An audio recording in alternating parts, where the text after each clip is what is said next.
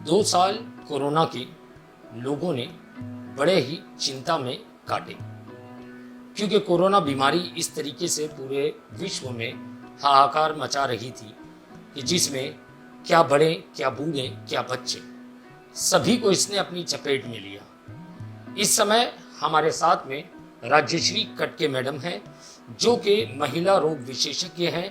और ज़्यादा समय गवाए बिना मैं राजश्री कटके मैडम के पास जाना चाहूँगा और कुछ सवालों के बारे में उनसे जानना चाहूँगा।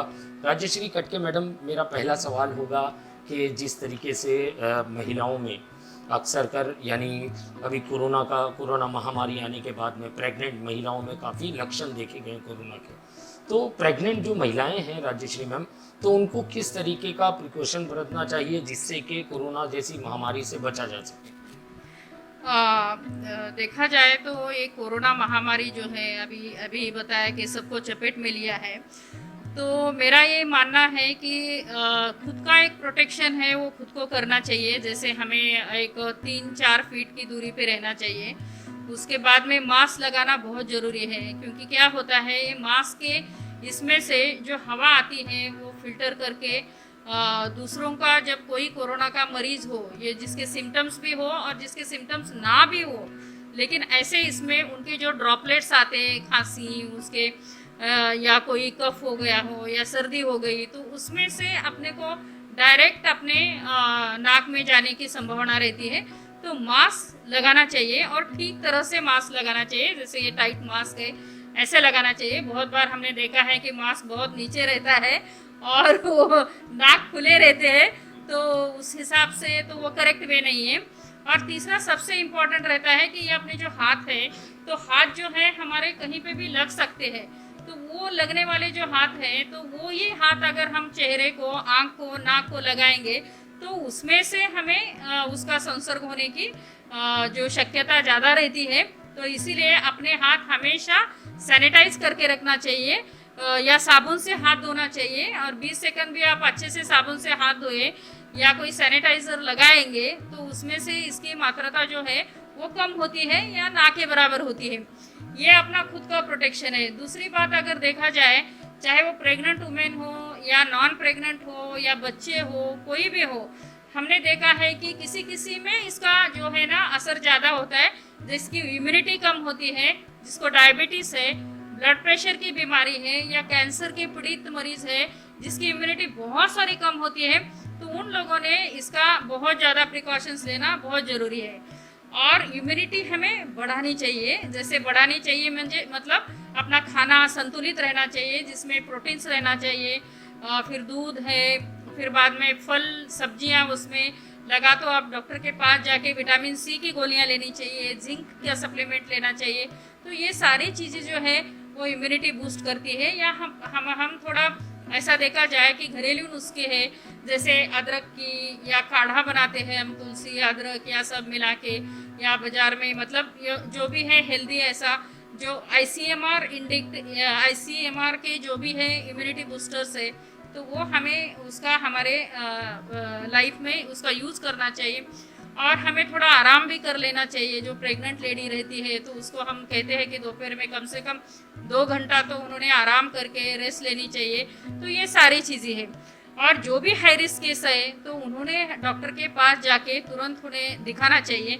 अपना नाम अपने अस्पताल में, गवर्नमेंट के अस्पताल में, महापालिका है या आपके घर के नज़दीक कोई भी है, तो वहाँ पे डॉक्टर को एक बार ज़रूर दिखा लेना। पहले 3 महीने में एक सोनोग्राफी करना बहुत ज़रूरी है। बार बार जाने की ज़रूरत नहीं है, लेकिन डॉक्टर की सलाह से देखा जाए तो हम कैसा पहले इतना देखते थे 1 महीने में, 2 महीने में, तो अभी उतना नहीं। बेसिकली जितना आपको कभी तकलीफ होती है तो आप डॉक्टर के पास जाइए, कम्युनिकेट कीजिए और अपने बच्चे का और अपना जो स्वास्थ्य है वो हमेशा अपने साथ रखना चाहिए, ऐसा मुझे लगता है। मैम, अगर मैं बात करूं जैसे कि वैक्सीन से रिलेटेड, कि अगर वैक्सीन प्रेग्नेंट महिलाएं, क्या उनके कोई दुष्परिणाम होता है वैक्सीन का, या वो भी लगा सकती हैं वैक्सीन? हाँ, देखो दुनिया में अभी देखा जाए तो पहले जो शुरू हो गए हैं तो वहाँ पे जो वैक्सीन है, समझो यूरोपियन कंट्रीज में वगैरह, तो उन्होंने जो हेल्थ केयर वर्कर्स है, जो डॉक्टर है, हॉस्पिटल में काम कर रहे हैं, जो हाई रिस्क है, तो वो लेते ही थे। तो उसमें उन्होंने पाया है कि भाई बच्चों में भी एंटीबॉडीज आते हैं उसके अंदर। अभी गवर्नमेंट ऑफ इंडिया ICMR के तरफ से भी हमें प्रेग्नेंट महिलाओं को वैक्सीनेशन करने का अपने परमिशन दी है, एंड बहुत सारी महिलाएं लेती भी है। तो पहले एक 3 महीने तक थोड़ा सा प्रिकॉशंस रहता है क्योंकि बच्चे उनकी जड़न गड़न होती है, लेकिन आप अपने डॉक्टर से सलाह लेके और अपनी सम्मति से आप वैक्सीन ले सकते हैं। मतलब कुछ ऐतराज नहीं है, कुछ इन्फेक्शन या कोई रिएक्शन का कोई बच्चे पे या कोई खतरा, माँ पे कोई खतरा, ऐसा कुछ है नहीं वैक्सीन लगाने से? नहीं, ऐसा तो कभी नोटेड नहीं आया है अभी तक, लेकिन अगर वो लेना चाहते हैं अपने प्रिकॉशंस के लिए, कोई जिसको डायबिटीज़ है, उम्र बड़ी है, हाइपरटेंशन है, जो हॉस्पिटल में काम करते हैं या जो हेल्थ केयर वर्कर्स है, तो उन्होंने वो लगा सकते हैं। आम जनता भी जाके ले सकती है, ऐसी कोई बात नहीं है, बिकॉज अभी गवर्नमेंट ऑफ इंडिया ने उसकी परमिशन दी है, उसके गाइडलाइंस आए, उस गाइडलाइन के हिसाब से हमें जाना चाहिए। राजश्री मैम, अगर मैं बात करूं, अभी जो हाल ही में हेल्थ मिनिस्ट्री से ऑर्डर पास हुआ, शिक्षा मंत्री ने जो है स्कूलें खोल दी है मुंबई के अंदर, तो स्कूलों खोलने के बाद भी जो परिजन हैं, जो माता पिता है, उन्हें एक चिंता है बच्चों को लेके, उनके स्वास्थ्य को लेके।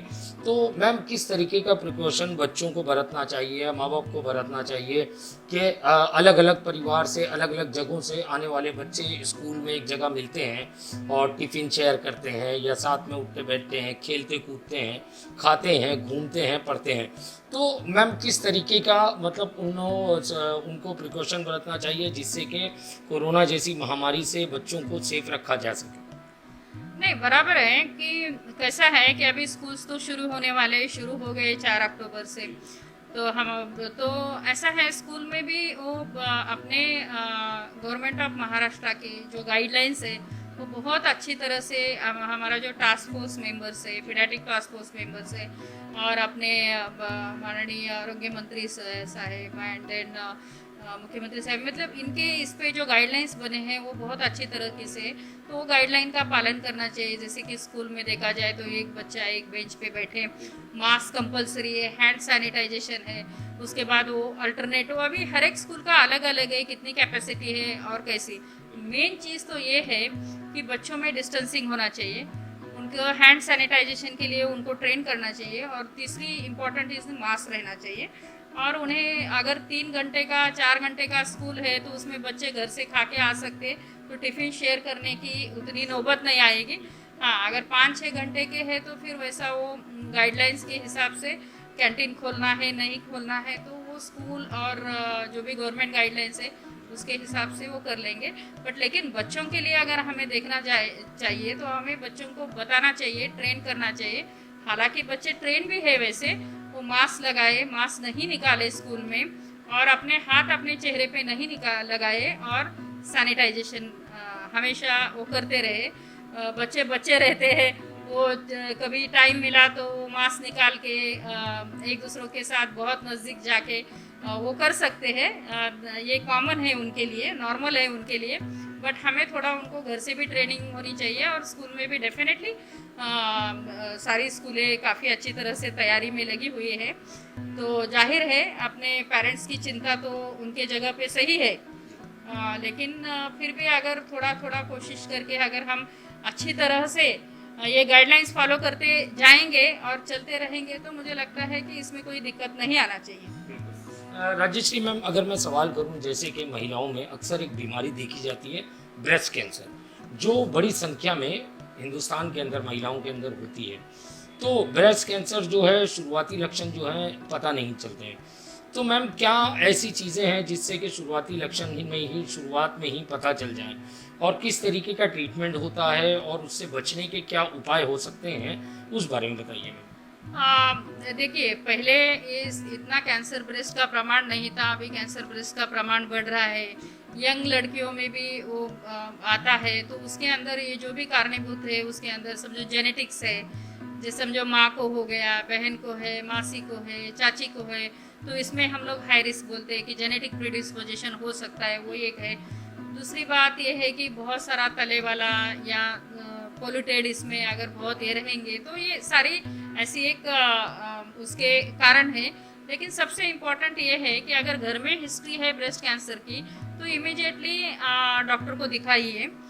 40 की उम्र के बाद हमें मैमोग्राफी एक बार करके लेना चाहिए, या जब भी कभी हम लोग लेडीज़ कोई नहाते हैं या कपड़े पहनते हैं तो कभी हाथ लगा के, इसको बोलते हैं सेल्फ ब्रेस्ट एग्जामिनेशन, तो खुद ब खुद अपन हाथ लगा के देख सकते हैं कि कहाँ थिक है, वहाँ पे कहीं बहुत दर्द दे रहा है या छोटी सी गांठ है या वो डिस्चार्ज आ रहा है निपल से, खून आ रहा है या सफ़ेद डिस्चार्ज आ रहा है, तो ये सारी चीज़ें उसमें ये रहती है। तो तुरंत हमें डॉक्टर के पास जाना चाहिए, वही इम्पोर्टेंट है। उन्हें ज़रूर दिखाइए गायनेकोलॉजिस्ट या सर्जन के पास, जांच करवा लीजिए, और जांच करवाने के बाद अगर हम अर्ली स्टेज में और जल्दी अगर हम इसका निदान करेंगे और ट्रीटमेंट करवा के लेंगे तो हमें लगता है कि अभी उनका जो क्वालिटी लाइफ है, हम जो कहते हैं कि 5 ईयर सर्वाइवल रेट, तो वो हमें मिल सकता है।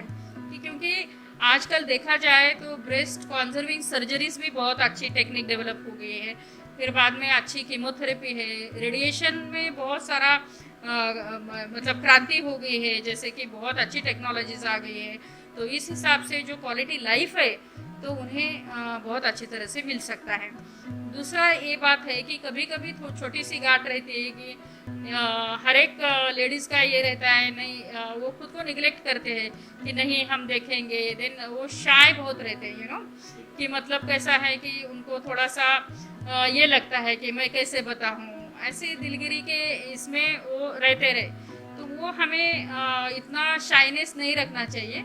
तो हमें तुरंत घर वालों से या डॉक्टर से सलाह लेके उसका निदान कीजिए, और बायोप्सी लेके निदान करके डेफिनेटली ट्रीटमेंट की तरफ जाइए। तो डेफिनेटली आज भी हम देखते हैं 15-15 साल 20-20 साल कैंसर के मरीज अच्छी तरह से जीवन जीते हैं, बहुत अच्छा डेवलप करते हैं। तो एक तो प्रिवेंशन में जाइए, अगर नहीं होता है तो उसी तरफ से, अगर हो भी गया तो इतनी अच्छी डरने की बात नहीं है, तो आप हमेशा डॉक्टर के पास जाके आप कर ले सकते हैं। मैम, एक महिलाओं को लेकर एक बीमारी और है जो कि जैसे कि यानी बच्चेदानी होती है, उसमें जो गांठ होती है, अक्सर कर ये बीमारी जो है ज़्यादातर महिलाओं में देखी जाती है। इसकी क्या वजह है, ये बीमारी क्यों होती है और इसका निदान किस तरीके से निकाला जा सकता है और क्या ट्रीटमेंट होता है, किस तरीके का इलाज होता है इसके लिए? महिलाओं में अगर गांठ देखा जाए तो कॉमन तरफ से जो गांठें रहती है वो गर्भाशय के थैले में, उसको हम लोग फाइब्रॉइड यूट्रस बोलते हैं, और वो फाइब्रॉइड की छोटी गांठें फिर कभी कभी बड़ी होती है। तो इसमें महीने में बहुत जाना, अंग पे जाना, महीने 2 महीने में एक बार, और खून की गुठलियाँ उसमें से पड़ना, पेट में दर्द होना, तो ये सारी चीज़ें हैं जो जब भी कभी ऐसे महीनेवारी में तकलीफ हो रही है तो हमें डॉक्टर के पास जाके तुरंत उसका सोनोग्राफी कर लेना चाहिए।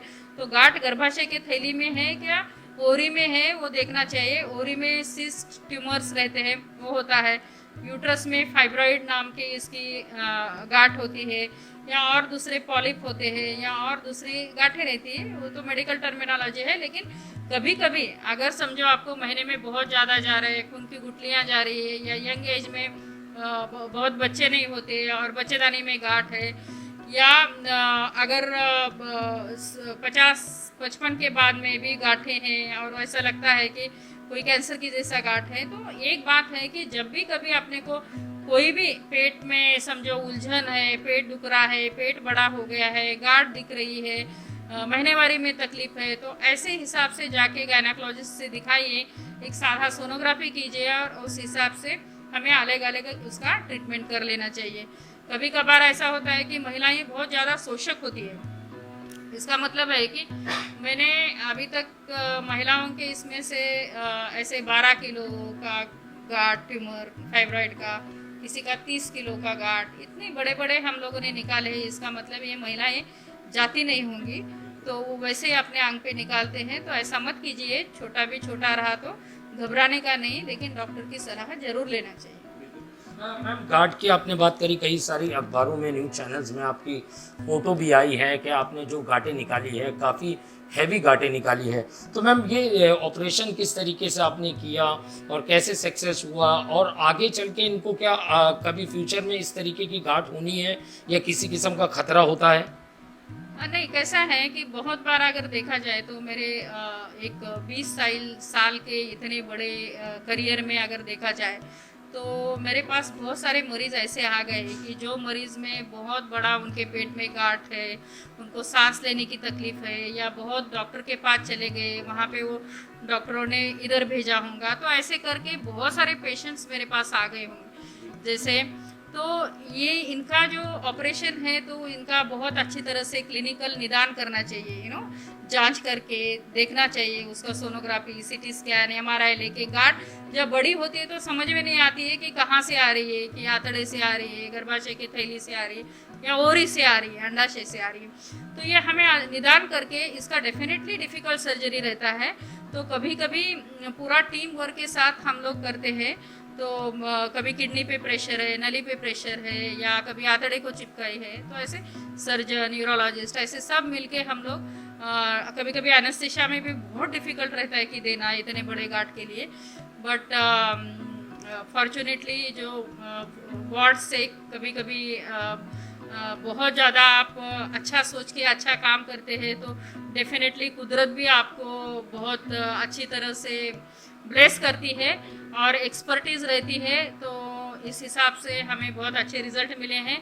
बाकायदा वो पेशेंट बहुत अच्छे हो गए और चले गए, और पेशेंट जब ऐसा निकलता है, सारी बड़ी समझो 30 किलो की, 20 किलो की, 12 किलो की ऐसे गांठ निकल जाती है, तो उसके बाद पेशेंट को ऐसा लगता है अरे क्या हो गया, कम से कम एक पेट में ऐसे 5-6 बच्चे हैं, ऐसे इतने बड़े बड़े ऐसे गांठ्स रहते हैं, तो उसमें से उन्हें अच्छा लगता है। और जब वो खुल के स्माइल कर देते हैं तो हमें भी और अच्छा लगता है कि कैसा है कि जैसे रुग्ण सेवा ही ईश्वर सेवा जैसा है, कि मतलब भगवान के जैसा, या किसी भी मतलब। तो ये जो है सेवा करना अच्छा लगता है हमें पहले से भी, और मुझे लगता है कि इसी में उनको अगर सुकून मिलता है तो हमें भी बहुत अच्छा सुकून मिलता है। सारी टीम अच्छा ही से काम करती है, तो ये बहुत अच्छा है। और मेरे 20-22 साल के इस करियर में मैंने बहुत डिफ़िकल्ट केसेस ऑपरेट किए हैं, उसमें अच्छा सक्सेस भी मिला है। और इसमें सारे लोगों का, पेशेंट का धन्यवाद, फैमिली का, आप सब लोगों का, तो ये सारे इससे मुझे लगता है कि हमें ऐसे निरंतर सेवा देनी चाहिए मरीज़ के लिए, रुग्णाओं के लिए। एंड अच्छा काम है तो अच्छा लगता है। ये थी राजश्री कटके मैडम। जैसे कि मैंने कहा, महिला रोग विशेषज्ञ है। मेरा सवाल था महिलाओं को लेकर, उनको होने वाली बीमारियों को लेकर, कैंसर, गांठें पेट में जो पड़ती है, गर्भाशय में जो गांठें होती हैं उसको लेकर उन्होंने हर चीज़ का बड़ी ही सरलता से इलाज बताया, और उसके जो लक्षण है उसे भी उन्होंने बताया कि क्या लक्षण है, कब वो बीमारी आती है, तो किस तरीके से आप पता लगा सकते हो, और पता लगाने के बाद में किस तरीके का इलाज उस पर होता है। तो आप फिलहाल घबराइए मत, क्योंकि पृथ्वी पे अगर ईश्वर का कोई रूप है तो वो डॉक्टर्स हैं, जो कि आपकी जान बचाने के लिए पूरी कोशिश करते हैं। और आपको चाहिए कि आप भी थोड़ी हिम्मत करें और छोटी बीमारी को छोटी ना समझें, और छोटी बीमारी में ही आप आके डॉक्टर से संपर्क करें ताकि उसको बढ़ने से पहले रोका जा सके। मेरा सवाल था, स्कूलों में जो बच्चे पढ़ने जा रहे हैं, स्कूलें खुल चुकी है, तो उनके माँ बाप जो है थोड़े जो है चिंतित हैं कि कोरोना महामारी ठीक तरीके से ख़त्म नहीं हुई है, और बच्चों को स्कूल भेज रहे हैं, और कई परिवार से अलग अलग परिवारों के बच्चे वहाँ पढ़ने आते हैं। तो बीमारी को लेकर किस तरीके से हम उनकी देखभाल करें, तो उसके लिए भी राजश्री कटके मैडम ने बताया कि सिस्टम पूरी तरीके से सतर्क है, और पूरा जो है स्कूलों में इंतज़ाम किया गया है सैनिटाइजेशन का, मास्क का, हर चीज़ का, और बाकायदा बच्चों को ट्रेनिंग भी दी जा रही है इसके।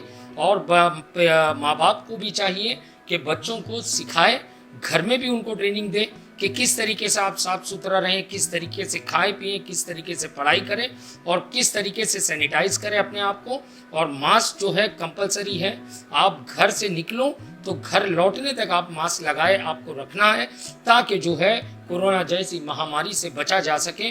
और आपके लिए एक खुशखबरी और है कि महाराष्ट्र के मुंबई की जो महानगर पालिका ने मुंबई हाई कोर्ट में एक याचिका दायर की है, जिसमें कि मुंबई हाई कोर्ट ने सवाल किया था कि क्या मुंबई तीसरी लहर से लड़ने के लिए तैयार है, तो उनका कहना था मुंबई तीसरी लहर से पूरी तरीके से मुक्त है और मुंबई में तीसरी लहर की जो आशंका जताई जा रही थी उसे जो है महानगर पालिका ने सिरे से नकार दिया है, क्योंकि मुंबई शहर के अंदर ज़्यादा से ज़्यादा लोगों को पहली से दूसरी डोज लगाई जा चुकी है। इस वजह से उन्हें जो और मुंबईकरों को इससे डरने की ज़रूरत नहीं है, मगर इसका मतलब ये नहीं है कि आप खुलेआम घूमें, बिना मास्क के घूमें, अपने आप को सैनिटाइज ना करें। आपको चाहिए कि जैसे आप पहले रह रहे थे उसी तरीके से आप रहें, ताकि आप और आपका परिवार दोनों ही सुरक्षित रहे। कैमरामैन शफीक साटविलकर के साथ सईद शेख की report, the daily India news, Mumbai.